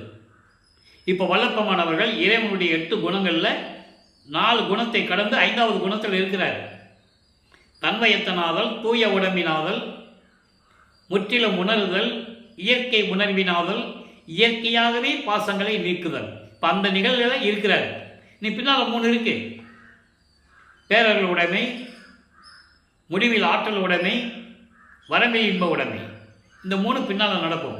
இப்போ அந்த 5வது நிலையில் இருக்கும்போது பாசங்களையும் பந்துகளையும் பந்தங்களையும் உறவுகளையும், உறவு என்பது வருவிக்க உற்றதனால் ஏற்பட்ட உறவு. வல்லப்பெருமானுக்கென்று எந்த உறவு இந்த பூலோகத்தில் இல்லை. அவருக்கு ஒரே உறவு தந்தையும் தாயுமாக இருக்கின்ற அருட்பெருஞ்சோதி ஆண்டவர், சிவகாமி வள்ளியும். பாடலிலே தெளிவாக அறிவிக்கிறார். இவர்களை தவிர எனக்கு எந்த உறவும் கிடையாது என்று சொல்லுவார். மெய் உறவு உண்மையான தந்தை அருட்பெருஞ்சோதி ஆண்டவர் என்று கூறுவார். இதெல்லாம் இறைவனுடைய திருவிளையாடல்கள். அப்போ இந்த நிலையில் இருக்கும்போது வல்லப்பெருமான் தாலி கட்டி குடும்பம் நடத்தி பேரம்பேத்தியெல்லாம் எடுக்கலை. அவருக்கு பேரனும் கிடையாது, பேத்தியும் கிடையாது. இந்த நிலையில் இருக்கும்போது அந்த உறவுகளை, வருவிக்க உற்றதனால் ஏற்பட்ட உறவுகளை விட்டு விலகுகிறார். பற்றுகளை விடுகிறார். சமயங்கள், மதங்கள், மார்க்கங்கள் சொல்லப்பட்ட நெறிகளை முழுவதுமாக விடுகிறார். அப்போ அதான் சொல்லியாச்சே வேண்டான்னு சொல்லி பாடலை விளக்கமாக பார்த்துட்டோம். அப்போது சமயத்தினுடைய அடையாளமாகிய சைவ சமயத்தின் அடையாளமை திருநூரை பூசுவதை நிறுத்துகிறார். அவங்க அப்பாவே வேண்டான்னு சொல்லிட்டாரு. இதை ஏன் மறுபடியும் நம்ம பாடலுடைய விளக்கத்தை கூற வேண்டியிருக்கிறது என்றால், இன்று வரை பேசுகின்றவர்கள் சுத்த சன்மார்க்கத்தை பற்றியோ வல்லற்பமானை பற்றி பேசும்போது அதெல்லாம் பூசிக்கொள்ளலாம், தவறில்லை என்று சொல்லுகிறார்கள். அது தவறு, முற்றிலும் தவறு என்பதை இங்கு நான் பதிவு செய்ய கடமைப்பட்டிருக்கிறேன். திருநூறு பூசிக்கொள்ளலாம், தவறில்லை. அது சமயங்களையும் மதங்களையும் மார்க்கங்களையும் சார்ந்தது. சுத்த சன்மார்க்கத்திற்கென்று ஒரு நெறிமுறை இருக்கிறது. தெளிவாக சொல்லியிருக்கிறார். எல்லாமுடைய அருட்பெருஞ்சோதி அற்புத கடவுளே, இது தொடங்கி எக்காலத்தும் சுத்த சன்மார்க்கத்தின் முக்கிய தடைகள், எதிரிகள் என்று சொல்லுகிறார். சமயங்களையும் மதங்களையும் மார்க்கங்களையும் சொல்லிவிட்டு அதில் ஏற்படுகின்ற சங்கல்ப விகற்பங்கள் இருக்குது இல்லையா? சங்கல்ப விகற்பங்கள் என்பது சைவ சமயம் என்றால் அதனுடைய சங்கல்ப விகற்பம் என்னவென்றால் திருநீர் பூசிக்கொள்வது, கற்பூரம் ஏற்றிக்கொள்வது, ஊதுவத்தி கொளுத்துவது, குத்து விளக்கு ஏற்றுவது, பூ போடுறது, தேங்காய் உடைக்கிறது, வாழைப்பழம் வைக்கிறது. இந்த சங்கல்ப விகற்பங்கள் இருக்கக்கூடாது சுத்த சன்மார்க்கத்திற்கு என்பதை திருவற்பாவில் இருக்கிறது. யார் கேட்டாலும் நிரூபிக்க தயாராக இருக்கிறேன். திருவற்பாவில் பாடல்கள் உண்டு. சில பேர் சொல்லுவாங்க, அவர் பூச வேண்டாம்னு சொன்னாரா? சொல்கிறாங்க, இன்னும் சொல்கிறாங்க. அவர் ஒன்றும் பூச வேண்டாம்னு சொல்லலை. பூசுன்னு சொன்னாரா? இல்லை, அதுவும் இல்லை. ஆனால் சொல்லுகிறார், சுத்த சன்மார்க்கத்துக்கு முக்கிய நெறி இந்த அடையாளங்கள் இருக்கக்கூடாது. பூசிக்கொள்ளலாம். நீங்கள் சமயங்களிலும் மதங்களிலும் மார்க்கங்களிலும் இருந்தால் நீங்கள் எப்படி வேணால் வாழலாம், எப்படி வேணால் இருக்கலாம், அது உங்களுடைய சுதந்திரம். ஆனால் சுத்த சன்மார்க்கத்துக்கு வந்து விட்டால் உங்களுக்கு அந்த சுதந்திரம் இல்லை, இறைவனுடைய சுதந்திரம் தான். சுத்த சன்மார்க்கத்தின் நெறிகள் அப்படிதான் இருக்கணும். அந்த விளக்கங்களை நம்ம பின்னால் விளக்கமாக பார்க்க போகிறோம். இது சொல்ல வேண்டிய காலத்தின் கட்டாயம் இருப்பதனால் சொல்லுகிறேன். ஏன்னால் இவர் எல்லாரையும் விடுறாரு, அதனால் இது சொல்ல வேண்டியிருக்கு. எல்லாத்தையும் விட்டுட்டாரு. வெள்ளாடை போட்டாச்சு, முக்காடு போட்டாச்சு, திருநீர் பூச நிப்பாட்டியாச்சு, உத்தரச்சமலை கழட்டி போட்டாச்சு. காது வைக்கிற கற்கனை யார் கட்டுறது? கழட்டணும்ல. ராமலிங்கேஸ்வரர் கோயிலில் பேர் வைக்கும்போது பின்னடூர் கிராமத்தில் ராமையா பிள்ளையுடைய குலதெய்வம் அது. அங்கே தான் ராமலிங்கேஸ்வரர் கோயில் தான் பேர் வைக்கிறாங்க. அதையே திரித்து சொல்லுகிறார்கள், சிதம்பரத்தில் பேர் வைக்க கூட்டு போனாங்கன்னு. தவறு. உண்மைகளை எவ்வளவு காலத்துக்கு மறைக்க முடியும்? அப்போ ராமலிங்கன் பேர் வச்சது அந்த கோயிலில். காது ஊற்றி கடுக்கா வேற போட்டாச்சு. இப்போ கற்கனை யார் கழட்டுறது? அருப்பஞ்சாண்டவர் தான் கழட்டணும். திருடர் வேடத்தில் அவர் தான் கழட்டுறாரு. இது சுத்த சன்மார்க்கம் தெரிந்த விளக்கங்கள் தெரிந்தால்தான், இறைவனுடைய தயவும் கருணையும் இருந்தால்தான் இந்த விளக்கங்கள் கிடைக்கும். அதாவது பராக்கா படிக்கிறது, உணராமல் படிக்கிறதுன்னு அதெல்லாம் தெரியாது. அங்கே சூட்சமமான விளக்கங்கள்லாம் இருக்கும், அதை தெரிஞ்சுக்கணும். அப்போ இந்த நிலையில் இருக்கும்போது வெள்ளாடை போட்டு ரூமுக்குள்ளே உட்காந்து கதவை பூட்டி தாப்பா போட்டார். நானும் வெளியே போக மாட்டேன், இனிமேல் சிவபெருமான் கோயிலுக்கு போக மாட்டேன், அவனை கூப்பிடவே மாட்டேன், அருப்பஞ்சாண்டவர் வரணும் அப்படின்னு சொல்லி கதவை பூட்டி தாப்பா போட்டு உட்காந்துடுறாரு. அப்போ இறைவன் மகனுடைய கோபத்தை நினைத்து, ஏன் அந்த நியாயமானது தானே, தாங்கிட்ட செல்வமாக வளர்த்து செல்வப்பிள்ளைன்னு பேர் வச்சு ஒரு பாட்டில் சொல்லுவார் நண்பர்களே, விளக்கங்கள் நிறைய இருக்கிறது, சொல்லணும்னு ஆசையாக இருக்கு, ஆனால் நேரம் கடந்து கொண்டு செல்லுகிறது, சொல்ல வேண்டிய கருத்துக்களை சொல்ல முடியவில்லை. அதனால தான் அப்பப்போ டைம் எடுக்கும்போது கொஞ்சம் கொஞ்சமாக சொல்கிறது. அவர் சொல்கிறாரு, பிள்ளை பெருவிண்ணப்பத்தில் சொல்லுவார், அப்பா அருப்பஞ்சாண்டவரை நீ என்ன பண்ண, என்னை பெத்தெடுத்து சிவகாமி வெளியிட்டு கொடுக்கும்போது நீ என்ன சொன்ன, தங்கத்தட்டில், அதாவது தங்க தொட்டில் வைடூரியம் பவளங்களால் அலங்கரிக்கப்பட்ட தங்கள் தொட்டில் இருக்கு, என் பையனை சீராட்டி பாராட்டி வளர்த்து கொடுக்கணும்னு சொன்ன இல்லை, அப்புறம் என்ன பண்ணீங்க, தூக்கி கொண்டு போய் பூலோகத்தில் ஒரு தாய்கிட்ட கொண்டு செவிலி தாய் என்று சொல்லுவார், செவிலி என்று சொல்லுவார். இது காலத்தின் கட்டாயம். அந்த தாய்கிட்ட கொண்டு கொடுத்துட்ட, அவ என்ன பண்ணா தெரியுமா, கிழிஞ்ச துணியில் தொட்டில் கட்டி அதில் போட்டா. நான் அழுதாலும் என்னன்னு கேட்கறது இல்லை, வேறு எந்த உபாதை இருந்தாலும் நான் சொன்னாலும் யாரும் கேட்கறது இல்லை, நீ வாட்டு போட்டு போயிட்ட அப்படின்லாம் சொல்லுவார். அற்புதமாக இருக்கும். இந்த நிகழ்வுகள் எல்லாம், விளக்கங்கள் எல்லாம் இறைவன் கொடுத்த விளக்கங்கள், மக்கள்கிட்ட சொல்லணும். வருவிக்க விட்டவர் இப்படியெல்லாம் இருந்தவர், இறைவனுடைய பிள்ளவர், இதுக்காக தான் இவர் வருவிக்க விட்டார் சொல்லணும். ஏன் பாடல்களிலே இருக்கிறது, அதை சொன்னால் போதும். ஆன்ற சன்மார்க்கம் அணிபெற என்னைத்தான் ஈன்று அமுதளித்த இனிய நற்றாயேன்னு சொல்லுவார், என்னை ஈன்றவனேன்னு சொல்லுவார், நீயே என் தந்தை அருளுடையாய், என்னை நேர்ந்து பெற்ற தாயேன்னு சொல்லுவார். இப்படியெல்லாம் விளக்கங்கள் இருக்கும்போது மக்களிடம் சொல்ல வேண்டிய கடமை அல்லவா? சுத்த சன்மார்க்கம் என்னைக்கு தெரிகிறது, வல்லப்பமான் யாருன்னு என்னைக்கு தெரிகிறது? அந்த பணியை இறைவன் இட்ட கட்டளையினால் இந்த வள்ளலார் ஊழியன் செய்து கொண்டிருக்கிறேன் 5 வருடங்களாக என்பதை இங்கே தாழ்மையுடன் தெரிவித்துக் கொள்ள நான் கடமைப்பட்டிருக்கிறேன். ஆக இந்த நிலையில் இருக்கும்போது கதவை பூட்டிட்டாரா? இப்போ இங்கே எல்லா சித்தியும் வாங்கியாச்சு, ஏம சித்தியை வாங்கியாச்சு, தத்துவங்களை எப்படி கடக்கணும்னு சொல்லியாச்சு, அந்தங்களை வாங்கியாச்சு, அந்தங்களை கடக்கிற சக்தியை வாங்கியாச்சு, மரணமில்லா பெருவாழ்வை வாங்கி ஏற்கனவே அது இருந்தது. மறைப்பு நிலை இருந்ததுனால் இப்போ சொல்கிறார். இப்போ மறைப்பை நீங்கிச்சுல, அதனால சொல்கிறார். அவர் இறைவனுடைய குழந்தை தானே, அதனால் எல்லாமே அவருக்கு இருக்கு. அது மறைப்பில் இருந்தது, உலகியலுக்காக இதெல்லாம் நான் இப்போ அந்த மறைப்பு நீங்கிய பிறகு இதெல்லாம் என் தந்தை கொடுத்தாருன்னு சொல்லணும். இதுதான் கான்செப்ட். அப்போ இந்த நிலையில் இருக்கும்போது இப்போ சாகா கல்வியை கற்றுக்கணும், சுத்த சன்மார்க்கத்தை வாங்கணும். இந்த 2 நிலைக்காக 33வது ஆண்டிலிருந்து 40 ஆண்டுகளுக்குள் அந்த 8 ஆண்டுகளில் என்ன நடந்தது என்பதை திருவருட்பாவில் இருக்கின்ற பாடலின் விளக்கங்களை தெளிவாக பார்த்து விட்டோம். 33வது ஆண்டில் அண்டங்களை கடந்து, வெளிகளை கடந்து, தத்துவங்களை கடந்து, 5 பூதங்களையும் அடக்கி, சரிய கிரிய யோகம் என்ற 12 நிலைகளையும் கடந்து சுத்த சிவஞான வெளிக்கு பறந்து சென்று கொண்டிருக்கிறார். பாடல்கள் உண்டு, அந்த விளக்கத்தை எல்லாம் பார்த்து விட்டோம். தத்துவங்களை தனித்தனியாக கடந்தேன், அருப்பெருஞ்சோதி அட்டகத்திலேயே உண்டு, அதான் முடிவான நிலைகள். தத்துவங்களை தனித்தனியாக கடந்தேன் சொல்லிட்டாரா? தத்துவாதீத மேல்நிலையில் சித்தியல் முழுதும் தெரிந்தேன். தத்துவங்களை கடந்ததனால் எல்லா சித்திகளும் நான் தெரிந்து கொண்டேன். அவை மேல் சிவநிலையை தெரிந்திட சென்றேன் அன்றவைன். எப்படி போனாரு? ஆனால் உலகிலே சொன்னது வேறு விதம். நடந்து போனார், மாட்டு வண்டியில் போனார், என்னென்னமோ சொல்லுவாங்க. அவரை காணப்பா, எங்கே போனாருன்னு தெரியாதுன்னு தான் சொல்லியிருக்காங்க. ஆனால் அவர் என்ன சொல்கிறாரு? நான் அவை மேல் சிவநிலை தெரிந்திட சென்றேன். ஏன் அருப்பெருஞ்சோதி அகவல் பாடல்களிலே உண்டு. ஏறா நிலை மீசை ஏற்றி எந்தனைக்கு ஆறாறு காட்டிய அருப்பெருஞ்சோதி. முதல்ல ஆறாறு காட்டிய அருப்பெருஞ்சோதி. 6 × 6 36. புரியுதா? அப்போ 36 தத்துவங்களை முதல் மகனுக்கு காட்டுகிறார், அதனப்புறம் கடத்துகிறார். கடத்திய அருப்பெருஞ்சோதி.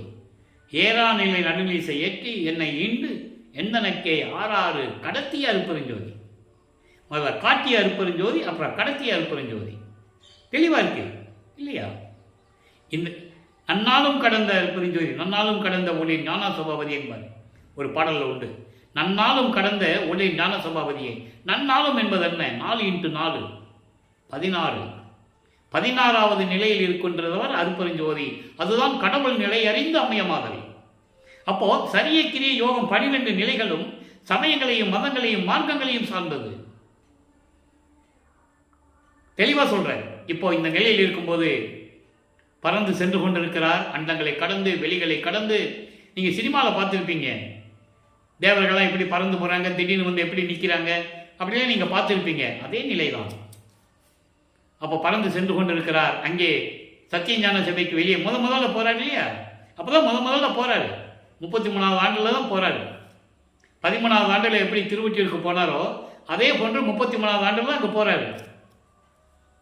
அப்போ இந்த நிலையில் இருக்கும்போது அங்கே சத்தியஞான சபையிலே, அங்கே சத்தியஞான சபை இருக்குது, அங்கே இருக்கிறதா இங்கே நமக்கு அருளியது, கட்டியது. அப்போ இந்த நிலையில் இருக்கும்போது பிரம்மன் தேவரெல்லாம் வெளியே நிற்கிறாங்க. உள்ளே போக முடியாது. முதல் படியில் கூட கால் எடுத்து வைக்க முடியாது அவங்களால. அதற்கான விளக்கங்கள் நிறையா பார்த்துட்டோம். மகனை வரவேற்கிறார். வா மகனே, புனித நீராடி புத்தாடை அணிந்து அணிகலன்களை அணிந்து மங்கள கோலத்துடன் வருவாயாக மகனுக்கு கட்டளை இடுகிறார். 2½ நாளிகையில் உனக்கு மணிமுகுடம் சூட்ட வேண்டும். மணிமுடி சூட்டி பொற்காப்பு அணிய வேண்டும். பொற்காப்பு என்பது அடையாளம். அடையாளம்னா அடுத்த பதவி, மகனுக்கு கொடுக்குற பதவி.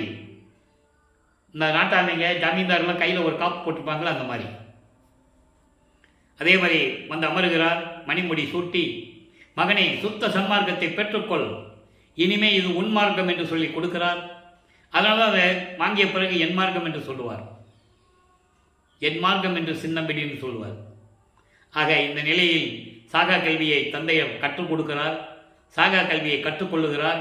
அந்த சாகா கல்வியை கற்றுக்கொள்ளும் போது அங்கே பிரம்மனும் திருமாலும் எப்படி தேவர்களெல்லாம் இருந்தார்கள் என்பதையும், அவர்கள் முகம் எப்படி கோபத்தோடு இருந்தது, எவ்வளவு ஏமாற்றத்துடன் இருந்தது என்பதை பாடலின் மூலமாக தெளிவாக பார்த்து விட்டோம். மெய்யர்கள் வியப்பிலே மிகவும் தெளிவாக கூறியிருக்கிறார்கள். ஆக சாகா கல்வியை கற்றுக்கொண்டு பூலோகத்துக்கு திரும்புகிறார். நிறைய விளக்கங்கள் நம்ம ஏற்கனவே பார்த்துட்டோம். கரும்புலியிலே வந்து அமர்கிறார். அங்கே தான் 9 ஆண்டுகள் இருக்கிறார். அங்கே தான் இருக்கணும். ஏற்கனவே நிர்ணயிக்கப்பட்டது. தந்தையும் மகனும் அருப்பஞ்சாண்டவரும் பிள்ளை பெருமானவர்களும் பேசி இந்த இடத்துல தான் நீ 9 வருஷம் இருக்கணும்னு சொல்லி இருக்க வச்சது. இது இறைவனுடைய திருவிளையாடல். எவ்வளோ இடங்கள் இருக்குது, இருந்துக்கலாமே. ஏன் அங்கே இருந்தார்? யோசிச்சு பார்க்கணும். ஏன் அப்படின்னா இந்த இடத்துல இருந்துக்கிட்டு தான் எல்லாம் செய்யணும். 9 ஆண்டுகள் தந்தையும் மகனும் எப்படி உரையாடினார்கள் என்பதையும், என்னென்ன திட்டங்கள் தீட்டப்பட்டது என்பதையும் பாடலின் மூலமாக தெளிவாக பார்த்து விட்டோம். இப்போ கருங்குழியை விட்டு வெளியே வருகிறார். தான் இருந்த இடத்திற்கு தண்ணீரால் விளக்கரித்த இல்லம் என்று ஒரு பெயரை ஏற்படுத்திவிட்டு ஜீவகாருண்ய ஒழுக்கத்தை உலக மக்களுக்கு பிரகடனப்படுத்த வேண்டும். ஜீவகாருண்ய ஒழுக்கத்தை உலக மக்களுக்கு சொல்ல வேண்டும். அப்போ ஒரு தர்மசாலை வேண்டும். ஏற்கனவே பார்வதி மக்களிடம் ஏற்கனவே அவர் பேசியபடி அந்த இடத்தை பெற்றுக்கொண்டு 23/5/1867 ஆண்டு தர்மசாலையை நிறுவுகிறார்கள். அன்றே அணை அடிப்பை மூட்டி உணவை சமைத்து பசியோடு வருகின்றவர்களுக்கு பசியை போக்கிக் கொண்டிருக்கிறார். நம்மளை எல்லாம் படைத்து காத்து கொண்டிருக்கின்ற இறைவன் அருப்பெருஞ்சோதி ஆண்டவராகிய வல்லற்பமானவர்கள். அவர் இறைவன். எந்த விதமான மாற்றம் இல்லை. உறுதியாக மக்களிடம் சொல்ல வேண்டும்.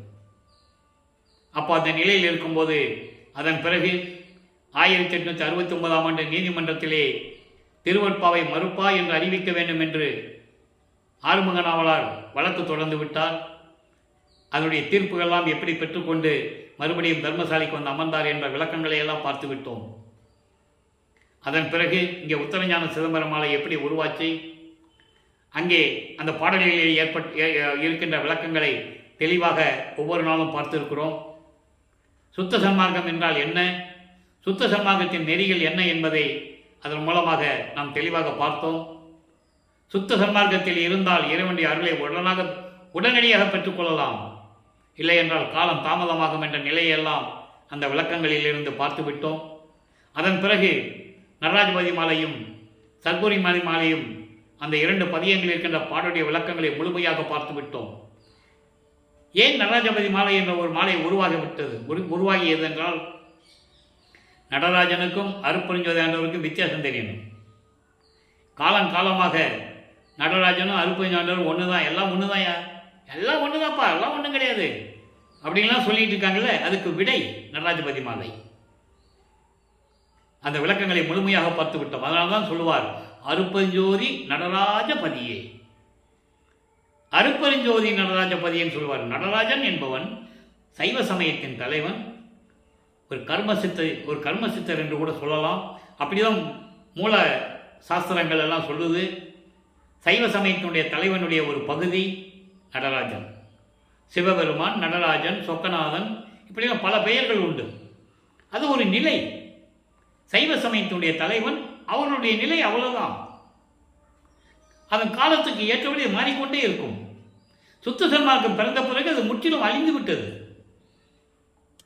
என்பதை தெளிவாக பாடல்களிலே கூறியிருக்கிறார். அந்த விளக்கத்தை மக்களிடம் சொல்ல வேண்டும். இதுதான் திருவருட்பா என்று. மக்கள் ஏற்றுக்கொள்வதும் ஏற்றுக்கொள்ளாததும் அவர்களுடைய சுதந்திரம். ஆனால் உண்மையை சொல்ல வேண்டும். உண்மையை சொன்னால் மக்கள் யோசிப்பார்கள். இப்போ உதாரணத்துக்கு சொல்ல வேண்டும் என்றால், வல்லற்பெருமானை ஒரு மனிதனாகவே சித்தரித்து, அதன் பிறகு ஒரு துறவியாக சித்தரித்து, ஏதோ சில சித்து வேலைலாம் செய்கிறார்ப்பா, அவ்வளோதான், இப்படிதான் அவரை சித்தரித்தார்கள். இதுதான் உண்மை. இதுதான் மேடையில் பேசினார்கள். நானே காதுபட கேட்டிருக்கிறேன், இன்னும் கேட்டுக்கொண்டிருக்கிறேன். அப்போ அதுக்கு விளக்கம் தெரியாது எனக்கு. 2014 நான் வந்தேன்னு சொல்கிறத விட வல்லற்பெருமான் தான் கூப்பிட்டு வந்தாருங்கிறது அந்த உணர்வு இருந்தால் தான் அது தெரியும். நான் சொல்கிறது கதை இல்லை. மேட்டுக்குப்பத்தில் இருக்கிற மக்களுக்கு எல்லாருக்குமே என்னை பற்றி தெரியும், நான் எப்படி வந்தேன்னு. அங்கே அதன் பிறகு விவரம் தெரிஞ்ச பிறகு எவ்வளவு உண்மைகளை மறைத்திருக்கிறார்கள் என்ற நிலை இந்த வள்ளலார் ஊழியனுடைய மனது புண்படுகிறது. அதுதான் உண்மை. தினமும் வருந்துகிறேன். எப்படிப்பட்ட ஒரு இறைவனை என்னுடைய செயலை மறைத்து விட்டார்கள். எப்படி திருவிளையாடல் நடந்திருக்கிறது. திருவருட்பாவின் விளக்கம் எனக்கு கொடுத்து, இறைவன் கொடுத்து 6 திருமுறைகளுக்கு விளக்கம் எழுதி இன்று உங்களோடு 5 ஆண்டுகளாக பேசிக் கொண்டிருக்கிறேன். நான் வெளிநாடுகளெல்லாம் அழைத்து சென்றார்கள், பேசினேன்.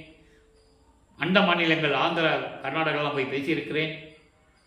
இருந்தாலும் நிலையை கூறும்போது யார் மக்கள் ஏற்றுக்கொள்ளாத நிலையில் தான் இருக்கிறார்கள். இருந்தாலும் இறைவனுடைய பணியை நான் தொடர்ந்து சென்று செய்து கொண்டிருக்கிறேன் என்று சொல்லிக்கொள்வதில் பெரும் மகிழ்ச்சி அடைகிறேன்.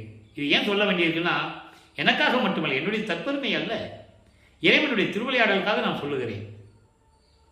அப்போ இந்த நிலையில் இருக்கும்போது இப்போ வல்லப்பமானவர்கள் நடராஜபதினா என்ன, நடராஜன் என்ன தெளிவாக சொல்லிட்டாரு. அதுக்காக தான் இந்த விளக்கங்கள் சொல்ல வேண்டியிருக்கிறது. அப்போ இந்த நிலையில் இருக்கும்போது இந்த விளக்கங்கள்லாம் முடிந்த பிறகு இப்போ நம்ம லைவில் பார்த்துட்டு இருக்கோம். 6வது 8ல் இருக்கிறோம். வல்லப்பெருமான் அவர்கள் இப்போது 48வது ஆண்டில் இருந்து கொண்டிருக்கிறார். அப்போ தர்மசாலை இருக்கும்போது என்ன நடந்தது? தர்மசாலை என்பதற்கே 2 விளக்கங்கள், இறைவன் கொடுத்த விளக்கத்தை நான் உங்களுக்கு கூறியிருக்கிறேன். தர்மசாலை என்பது ஒன்று பசியை போக்குவது. பசியை போக்குவது என்றால் அது சுத்த சன்மார்க்கத்தில் ஜீவகாருண்ய ஒழுக்கத்தில் இருப்பது. அப்போ அந்த சாலையிலே பசி போக்கும்போது அங்கே சுத்த சன்மார்க்க நெறிகள் உருவாக வேண்டும். அதான் சாலை வழியாக சபைக்கு வரவன் சொல்லுவார். சாலை என்பது வீதி, வீதி என்பது சுத்த சன்மார்க்க நெறி. அப்போ சுத்த சன்மார்க்க நெறியோடு தான் நீங்கள் சபைக்கு வர வேண்டும். சமயங்களையும் மதங்களையும் மார்க்கங்களையும் சார்ந்து இருந்தால் நீங்கள் வெளியே தான் இருக்கணும். இறைவனிடம் பரிகாரம் தான் பெற முடியும், அருளை பெற முடியாது என்பதை வல்லப்பெருமானே கூறுகிறார். அதை மக்களுக்கு சொல்ல வேண்டும். ஏற்றுக்கொள்வதும் ஏற்றுக்கொள்ளாதும் அவங்களுடைய சுதந்திரம். ஆனால் இறைவன் சொன்னதை சொல்ல வேண்டும் அல்லவா? அந்த நிலையில் இருக்கும்போது இப்போ ஞான மருந்து என்ற பதிகத்திலே 33வது பாடல் நான் ஏற்கனவே கூறியிருக்கிறேன். பாடல் எளிமையாக இருந்தால் சின்ன வரி தான், விளக்கம் ரொம்ப பெருசு. இங்கே பாருங்க, மலம் 5 நீக்கும் மருந்து. மருந்து என்பது ஏற்கனவே கூறியிருக்கிறேன், அருட்பெருஞ்சோதி ஆண்டவர். உயிரினங்களுக்கெல்லாம் மருந்தாக இருந்து கொண்டிருக்கிறவர், மலப்பிணியை நீக்கக்கூடியவர், மரணப்பிணியை நீக்கக்கூடியவர், பிறவி துன்பத்தை நீக்கக்கூடியவர், அப்படி மருந்தாக இருக்கக்கூடிய இறைவன். அதனால தான் அருட்பெருஞ்சோதியை மருந்து என்று கூறுகிறார். மலம் 5 நீக்கும் மருந்து. மலம் என்பது ஒரு ஆன்மாவுக்கு இருக்க வேண்டிய ஆணவம், கண்மம், மாயை, மாமாயை, துரோதை, இந்த மலங்கள் நீங்க வேண்டும். அதான் 3 நிலைகளை சொல்லுவார். மலத்தை சொல்லுவார் சகலர், பிரளயகலர், விஞ்ஞானக்கலர். விஞ்ஞானக்கலர் என்பது 2 மலங்கள் நீங்கியவன். ஆணவம் என்ற ஒரு மலம் மட்டும் இருக்கும், அது விஞ்ஞானக்கலர். பிரளயகலர் என்பது ஆணவமும் மாயை இருக்கும், கர்ம நீங்கி இருக்கும். சகலர் என்பது எல்லாமே உண்டது. இப்படி எல்லா மலங்களையும் நீக்கக்கூடிய இறைவன். அடுத்து பாருங்க, புவி வான் அண்டமெல்லாம் வளர்க்கும் மருந்து. பூலோகம் மட்டுமல்ல, வானுலகம் மட்டுமல்ல, எல்லா அண்டங்களையும் காக்கக்கூடிய இறைவன். அப்படிப்பட்ட இறைவன் நலமிக்க அருளும் மருந்து. எல்லா உயிரினங்களும் இன்புற்று வாழ வேண்டும் என்ற ஒரே நோக்கத்திற்காக இந்த பிரபஞ்சத்தை இயக்கிக் கொண்டிருக்கின்ற இறைவன் அருட்பெருஞ்சோதி. தானே நானாகி, இதுதான் ரொம்ப முக்கியமான இடம். தானே நானாகி, அருட்பெருஞ்சோதி ஆண்டவர் நானாகி. அப்ப அவர் யாரு?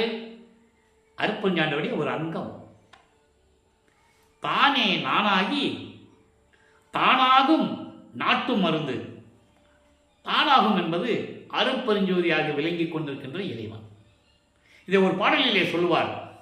நான் தான் ஆனான், தான் நான் ஆனான், நானும் தானும் ஆனோம், தேனானான், உள்ள முழுதும் தித்தித்து நிற்கின்றான், வானானான், ஞானமன்றில் ஆடுகின்றான், கோணானான், என்னுள் குழாவுகின்ற கோமானே.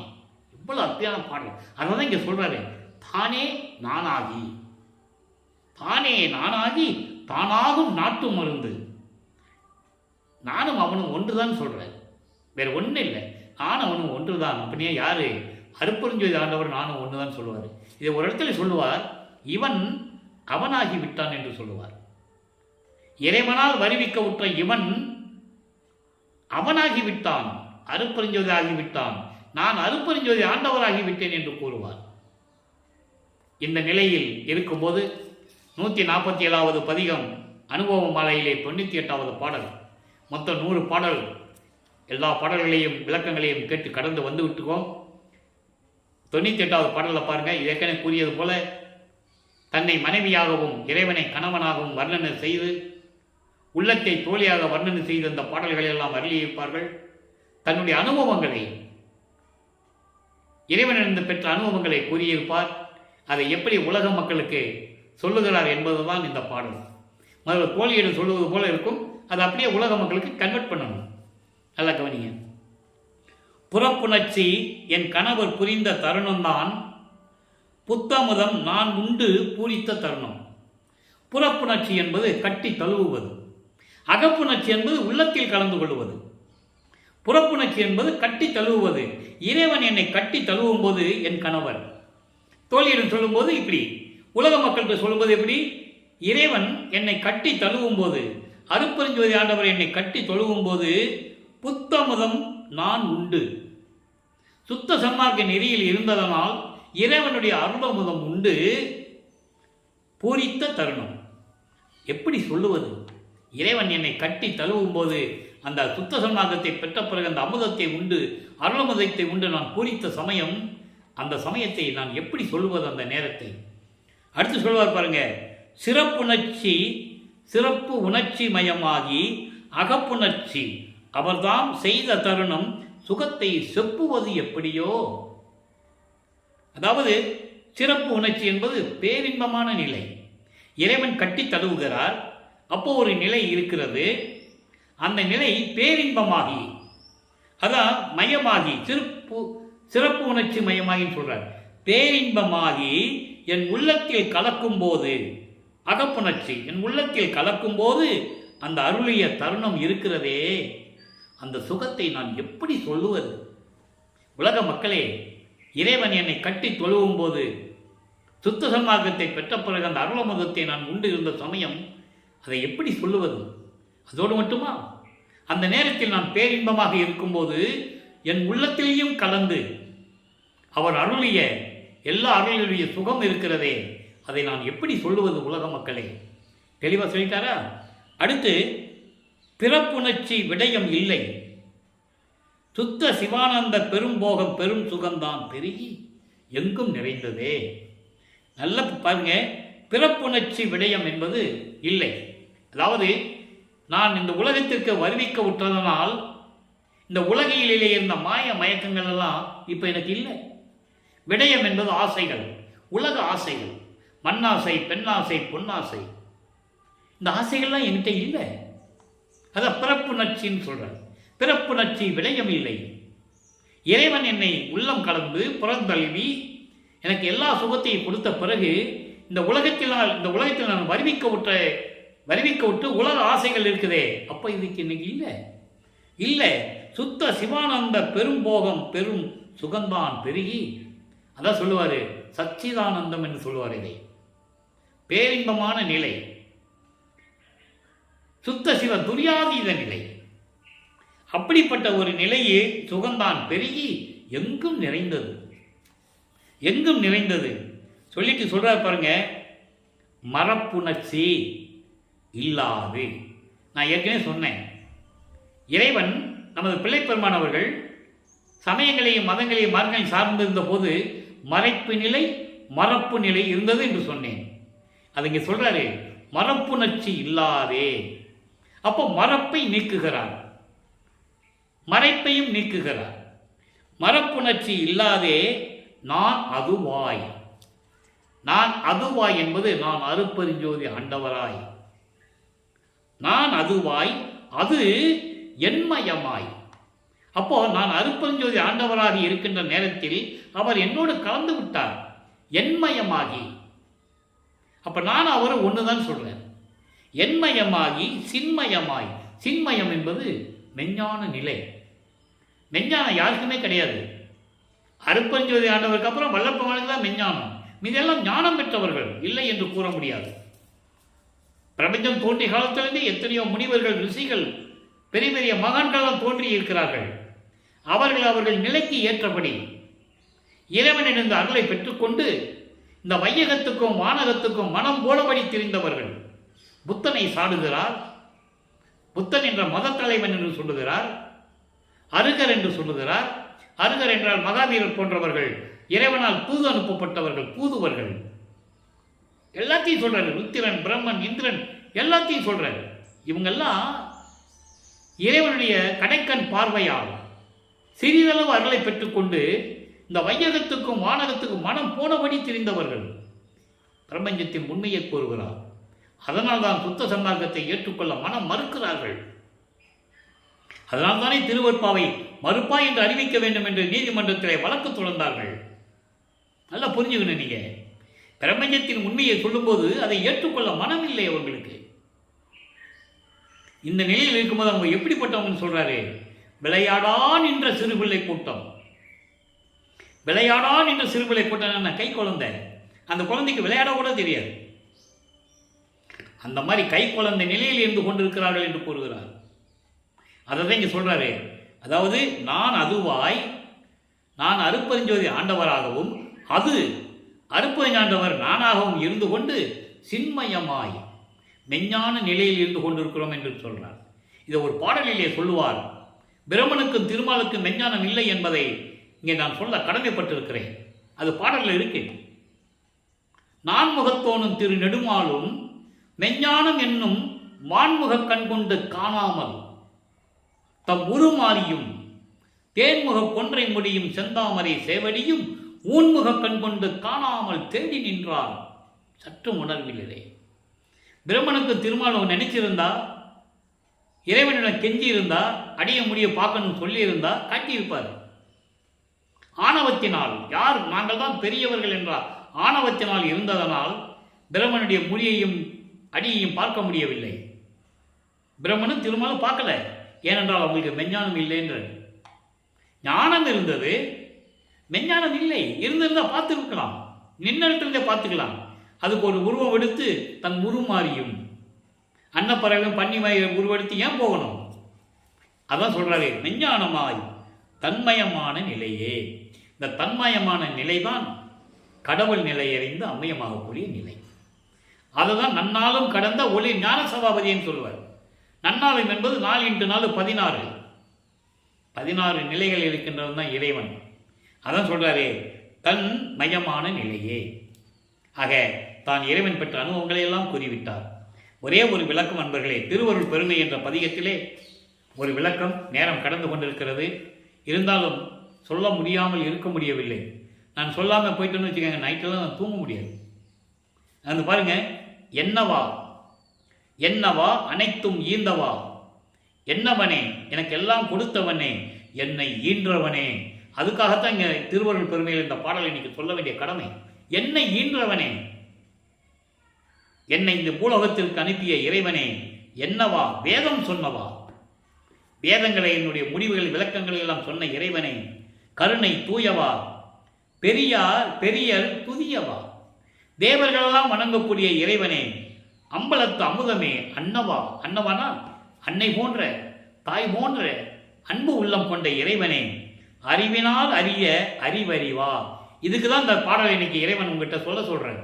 அதாவது அறிவால் அறிய அறிவறிவா என்பதுதான் சின்மயம்.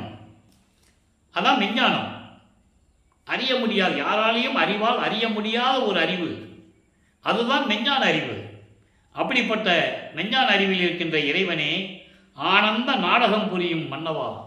ஆனந்த நாடகம் என்பது சத்தியஞான சபையிலே திருச்சிற்றம்பலத்திலே சுத்த சிவஞான வழியிலே இருந்து கொண்டு திருவிளையாடல் செய்து கொண்டு அருள்நடனம் செய்து கொண்டிருக்கின்ற என் மன்னவனே என்றே உடனே பூலோகத்திற்கு வந்து அருப்பெருஞ்சோதி கொடுத்துட்டேயே, வாலினின் மாண்பே. கொடுத்துட்டாரே, ஆனால் இன்னும் செயலாற்றவில்லை. எப்போ செயலாற்றுவார்? நம்ம மேட்டுக்குப்பம் சித்தி விழாவுக்கு போகும்போது அந்த பாடல்கள் விளக்கத்தை பார்ப்போம். ஆக அன்பர்களே, இன்று இறைவனுடைய திருவிளையாடல்கள் விளக்கங்கள் உங்களுக்கு புரிந்திருக்கும் நான் கருதுகிறேன். எந்த காரியத்துக்காக வல்லப்பெருமான் பூலோகத்துக்கு வந்தார் என்ற விளக்கத்தையும் பார்த்து விட்டோம். அதன் பிறகு மறைக்கப்பட்டு உண்மை நிலைகளை மறைப்பு நிலையில் கொடுத்து தனது மகனை சமயங்களிலும் மதங்களிலும் மார்களில் இருக்க செய்து சிவபெருமானை எப்படி வழிபாடு செய்ய வேண்டும் வழிபட்டார் என்ற நிலைகளையும் பார்த்து விட்டோம். அதன் பிறகு இது தேவையில்லை, சுத்த சன்மார்க்கத்திற்கு இது தேவையில்லை, பயனற்றது. அப்போ சுத்த சன்மார்க்கத்தின் நிலை என்ன என்ற விளக்கங்களையும் பார்த்து விட்டோம். அப்போ சுத்த சன்மார்க்கத்தின் தலைவன் அருட்பெருஞ்சோதி ஆண்டவர், ஒரே இறைவன், ஒரே நெறி. அந்த நிலையில் எல்லா விளக்கங்களையும் பார்த்து விட்டோம். எனவே அன்பர்களே, நீங்களும் சுத்த சன்மார்க்கத்தில் இணைந்து அருட்பெருஞ்சோதி ஆண்டவரை வணங்கி அருட்பெருஞ்சோதி அருட்பெருஞ்சோதி தனிப்பெருங்கனை அருட்பெருஞ்சோதி என்ற மகாமந்திரத்தை சொல்லி இறைவனுடைய அருளையெல்லாம் பெற்றுக்கொண்டு இந்த வையகத்திலே நீங்கள் வாழ்வாங்கு வாழ வேண்டும். நோயற்ற வாழ்வில் நீங்கள் வாழ வேண்டும். இறைவனுடைய தயவையும் கருணையும் பெற்றுக்கொண்டு இந்த வள்ளலார் ஒளியன் உங்களிடம் வாழ்த்தி விடைபெறுகிறேன். நன்றி, வணக்கம். மறுபடியும் நாளை சந்திப்போம். அருட்பெருஞ்சோதி அருட்பெருஞ்சோதி தனிப்பெருங்கருணை அருட்பெருஞ்சோதி. இறைவனுடைய திருவிளையாடல் மீண்டும் நாளை தொடரும். கண்டு கழித்து இறைவனுடைய அருளை பெற்றுக்கொள்ளுங்கள்.